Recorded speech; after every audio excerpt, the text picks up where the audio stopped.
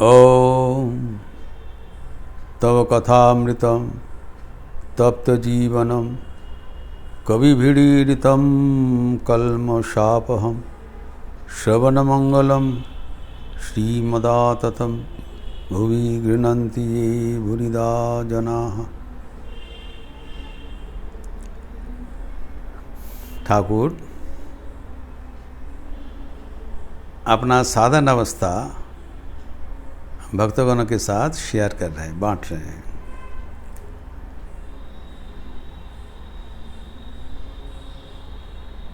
साधन में जो अनुभूतियाँ होती है ये गोपन विषय है, किसी को नहीं बोलना चाहिए। लेकिन ठाकुर अभी सब कुछ बोल के जा रहे हैं। झोली झेड़े दिए छिन, उनका झोली में जितना भी था वो चाहते हैं सब कुछ वो भक्तगणों के भीतर वितरण करके चले जाए, ताकि भक्तगण भी उसी अनुसार अपने जीवन में वो सब अनुभूतियाँ के लिए आगे बढ़ सके।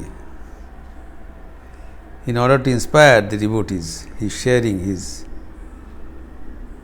extraordinary spiritual realizations.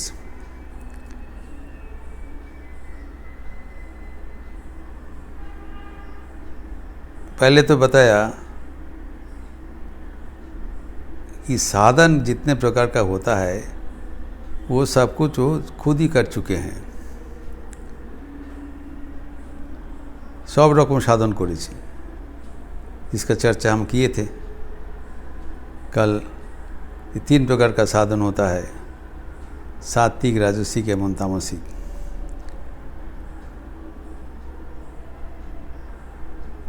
और सात्विक में सिर्फ भगवान को नाम, विशुद्ध नाम लेके रहना और कुछ फलाकांक्षा नहीं रहेगा, विशुद्ध भाव, ये सात्विक साधन है। और राजसिक में नाना प्रकार के उपचार, इतना पुरस्चरण करना पड़ेगा, षोडशोपचार पूजा करना पड़ेगा, व्रत, तपस्या, तीर्थवास आदि।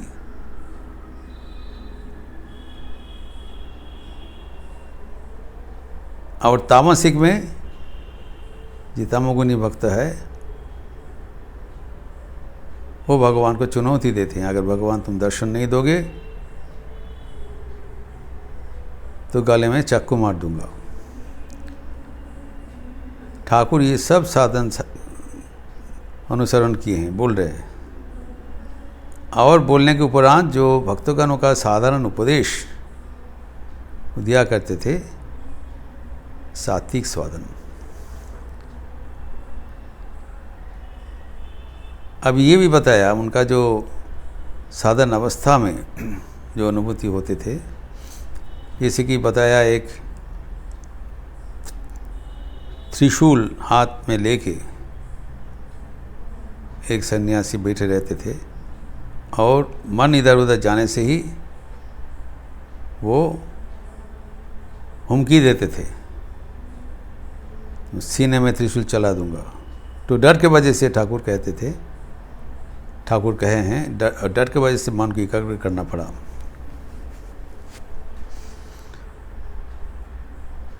और अभी इस प्रसंग में ठाकुर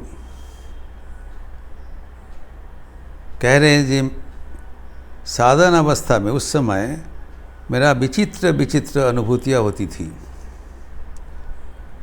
यहाँ पर लक्षणीय है कि ये सब अनुभूतियाँ कोई शास्त्र में लिखा नहीं है। हमें ये थोड़ा समझना पड़ेगा कि शास्त्र के साथ हमारे अनुभूति का क्या संपर्क है। कहा जाता है कि 3 स्टेज है, स्तर है, श्रुति, जुक्ति, अनुभूति।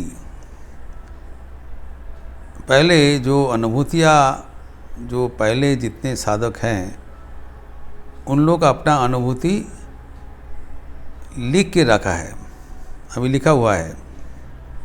पहले तो उन लोग बोल देते थे तो श्रुत होता था, सुन के पता चल जाता था।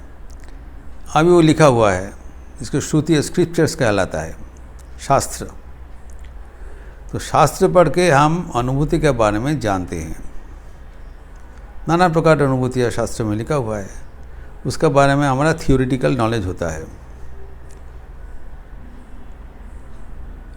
शास्त्रगत ज्ञान। और उसके बाद युक्ति से हम उसको तत्व अन्वेषण करते हैं। ये युक्ति अनुगत होना चाहिए। It should be according to a reasoning.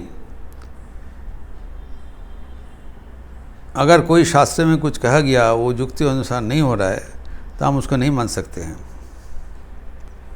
शास्त्र नाना प्रकार का है, शास्त्र है।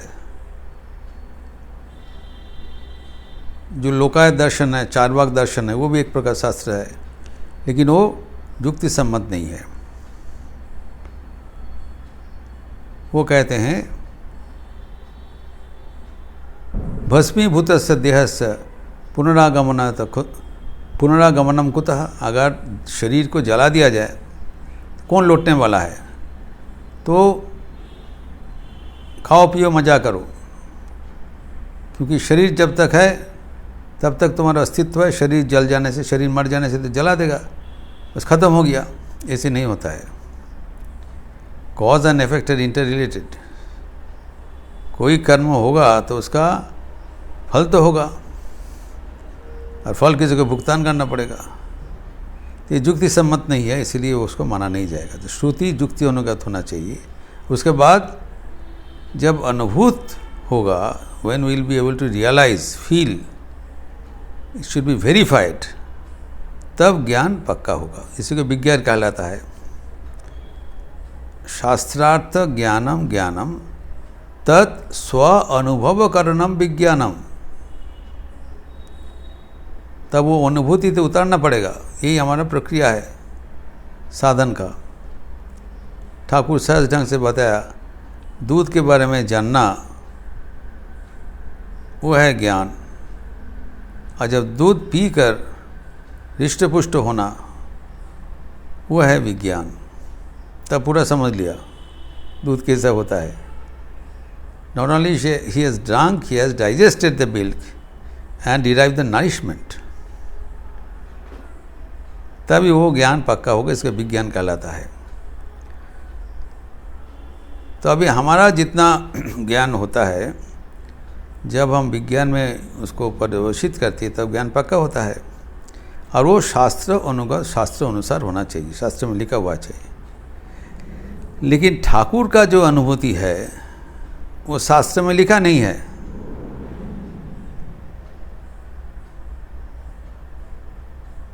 तो ठाकुर इज बियॉन्ड द शास्त्र, that is the point. Thakur ने कहा है अपने शरीर दिखाते हुए, इंगित करते हुए, यहाँ पर जो अनुभूति हुआ है तुम्हारे वेद वेदांतों को परे चले गए। वहाँ पर भी लिखा नहीं है। His realization has transcended whatever has been recorded in the Vedas and Vedanta. इसी श्री रामकृष्ण, ये श्री रामकृष्ण का अनुभूति का। और वो अनुभूति यद्यपि शास्त्र में नहीं है, ठाकुर भक्तगणों के बीच वो व्यक्त कर देते हैं। तो इसीलिए कहा जाता है रामकृष्ण कथामृत एक नवयुग का वेद है, 5th वेद। साधारण किताब नहीं है। यहाँ पर जो ठाकुर का अनुभूति लिखा हुआ है वो वेद वेदांत भी नहीं है। इसे सप्लीमेंट्री पार्ट, पंचम वेद। तो ठाकुर ये जो यहाँ पर बता रहे हैं, आपका जो अनुभूति दर्शन कहते हैं, हम देखलम, स्पष्ट देखलम। तो उन्होंने क्या देखा है? वो अतश्चर्य दर्शन है। वो कहते हैं मैंने देखा हमारे जैसे एक व्यक्ति हमारे शरीर में प्रवेश कर गया। ध्यान करते समय देखा, ऐसी नहीं है। जो 3 प्रकार का साधन किए हैं और ध्यान में सिद्ध हो गए, और ध्यान करते समय देखा, क्या देखा बता रहे हैं। तो मेरे जैसे एक व्यक्ति हमारे शरीर में प्रवेश कर गया। और मेरा जो कुंडलिनी जो शक्ति है उसको जागृत कर रहे हैं। तो हमारे जो शरीर के भीतर हम जानते हैं कुंडलिनी शक्ति है, तो कैसे जागृत कर रहे हैं, ये अद्भुत एक विवरण दिया है जो कि अनूठा है, एक्स्ट्राऑर्डिनरी, अनहर्ड। कहते शरीर के भीतर जो चक्र है, वो चक्र में वो रमन कर रहे हैं। This person is communing with the lotuses within the spinal cord. रीढ़ की हड्डी में जो चक्र है उसका विवरण भी यहाँ पर ठाकुर दे रहे हैं। षट चक्र, मूलाधार, स्वादिष्ठान, अनाहत, विशुद्ध, आज्ञा, सहस्रार। तो इस क्रम में पहले मूलाधार चक्र में जो कमल है, सांकेतिक रूप से जो कमल है कहा जाता है, उसको साथ उन्होंने रमन किया और तब क्या हुआ, वो पद्म अधोमुख था, ऊर्ध्वमुख हो गया। हमारे सबके शरीर के भीतर ये चक्र आदि है, लेकिन वो निद्रित है, सुप्त है। ये सुप्त चक्र को, सुप्त पद्म को, उसको जागृत करना ही जीवन का साधन का लक्ष्य है। और जब वो कुंडलिनी शक्ति, जो सुप्त शक्ति है, जो मूलाधार में निद्रित है, वो जब रीढ़ की हड्डी से धीरे धीरे ऊपर में उठते हुए जो अंतिम चक्र है शिरोपरि, जहाँ शिव जी का अधिष्ठान है, जहाँ पर पहुँचते हैं, तभी षट चक्र भेद हो जाता है और हमें समाधि लाभ होता है। वो दर्शन करना ही, वो अनुभूति प्राप्त करना ही जीवन का लक्ष्य है। तो हर चक्र में एक एक किस्म का पद्म है, उसके एक एक वर्ण है और एक एक दल है।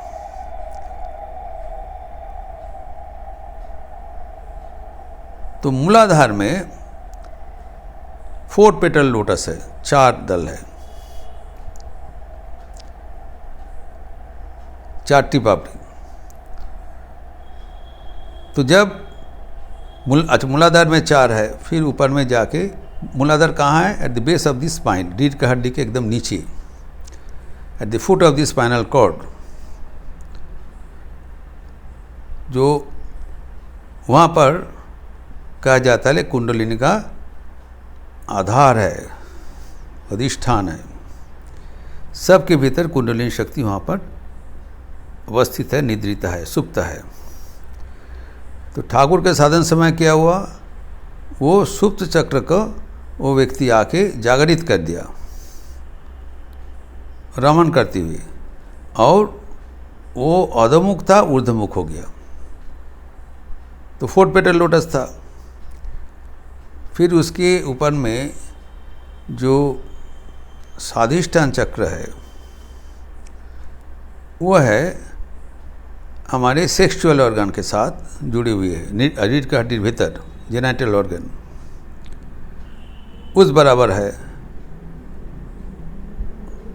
वो 6 पेटल लोटस है, 6 पेटल। और उसके ऊपर जहाँ नाभि स्थल में जो चक्र है, उसका मणिपुर है, वो है 10 दल, 10 पेटल लोटस। और उसके ऊपर जब हृदय का बराबर जो चक्र है, जिसको अनाहत चक्र कहलाता है, वहाँ पर है 12 दल, 12 पेटल। फिर ऊपर में जहाँ कंठस्थल है, the base of the throat, वह है विशुद्ध चक्र, वहाँ पर है 16 दल। 16, और उसके ऊपर जहाँ भ्रू मध्य में है उस बराबर जो रीढ़ की हड्डी में जो चक्र है, आज्ञा चक्र, वो है दीदल, 2 पेटल लोटस। और आखिर में शिरोपरि ऊपर में सहस्त्र दल है, 1000 पेटल लोटस, 1000 पेटल। और वहाँ पर क्या है? देयर इज वाइट कलर, प्रत्येक कलर अलग है। वाइट कैसे वाइट बताया? जो दर्शन किया है, ये सब तंत्र में लिखा हुआ है। वह है जैसे पूर्णिमा का जो चंद्र है, जो ब्राइट, वैसी सफ़ेद है, और बिजली का जैसा वो ज्वल है। तथापि वो जैसे चंद्रालोक, मूनशाइन, मूनलाइट जैसे सॉफ्ट होता है, कोमल होता है, वैसी कोमल है, परम मनमुग्धकारी उनका विवरण दिया गया है। ये शब्द लिखा है, लेकिन ये चक्र कैसे जागरित हो रहा है, ये किसी को अनुभूति कहाँ पर लिखा नहीं है, ये ठाकुर ही बोल रहे हैं। तो एक एक केंद्र में, एक एक चक्र में जब वो व्यक्ति उपस्थित होकर रमन कर रहे हैं, तब वो अधोमुख चक्र ऊर्ध्वमुख हो जा रहा है और खुल जा रहा है, और एक के बाद एक। तो यहाँ पर ठाकुर कहते हैं कि 6 चक्र वो भेद किया। यहाँ पर लक्षणीय है, ठाकुर जो चक्र का नाम लिखा बोला है, जिसका मास्टर मास्टर ने लिखा है, वहाँ पर मणिपुर चक्र का उल्लेख नहीं है। ठाकुर ने कहा ही स्टार्टेड विद मूलाधार चक्र, शुरू किया मूलाधार बेस ऑफ द स्पाइन, मूलाधार, स्वादिष्ठान, फिर अनाहत, हृदय मध्य, फिर विशुद्ध कंठ चक्र है, और आज्ञा चाहे भ्रू मध्य, एवं आखिर में सहस्रार। ये ठाकुर कहते हैं ये षट चक्र का वो भेद किया, उसको जागरित किया। यथाक्रम में मूलाधार, स्वादिष्ठान, अनाहत, विशुद्ध, आज्ञा चक्र एवं सहस्रार। तो मैं स्पष्ट देखा, ठाकुर कहते मैं स्पष्ट देखा, एक एक चक्र में वो जा रहा है, और टॉक को रमन को एकदम क्लियरली बता रहे हैं कैसे हो रहा है, और वो पद्मा कमल ऊर्ध्वमुख हो जा रहा है, जागरित हो जा रहा है। जो कुंडलिनी जागरण करना पूरे जीवन का साधन है, वो ठाकुर के जीवन में कैसे एक के बाद एक हो जा रहा है। ठाकुर ये आश्चर्य संवाद सबको परिवेशन कर रहे हैं। और जब वो सहस्रार पहुंचा, तो सहस्र चक्र भी उन्मोचित हो गया। सहस्रार में जब उन्मोचित होता है, तब कहलाता है हमारा आध्यात्मिक जीवन का जो चरम प्राप्ति, निर्विकल्प समाधि, वहाँ पर हमारा अनुभूति होता है। तो ठाकुर ने ये उनका जो अनुभूति बताया, जो षट चक्र भेद जिसको कहलाता है, तंत्र में इसका उल्लेख है।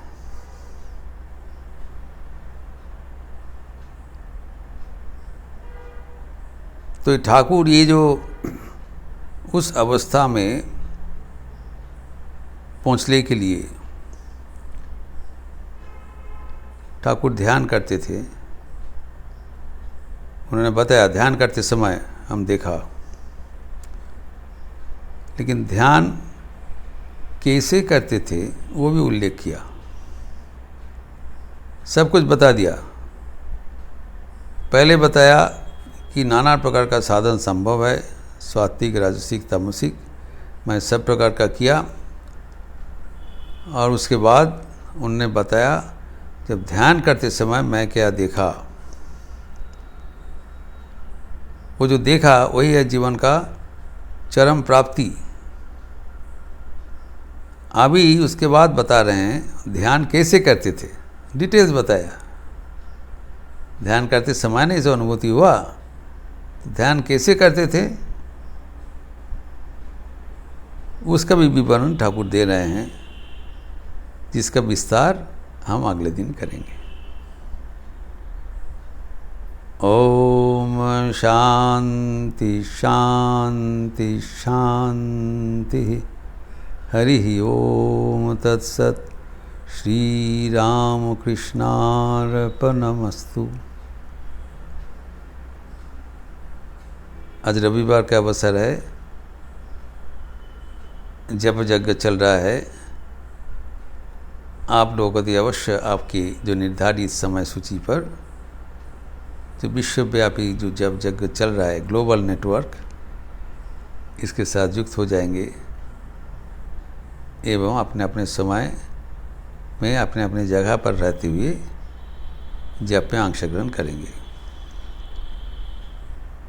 आपको दिया हुआ जप का सूची आप लोग को ऑलरेडी अपलोड किया है, सबको कंफर्म कर दिया गया। किसी का कुछ संशोधन होगा तो आगे बता देंगे। और शाम को जैसे कार्यक्रम का घोषणा हुआ है, संध्या रीति के उपरांत सामूहिक भजन का लिपि भी दिया जाएगा। हम लोग सब मिलके भगवान का भजन करेंगे शाम को संध्या रीति के उपरांत। अच्छे रहिए, स्वस्थ रहिए, आनंद में रहिए। नमस्कार।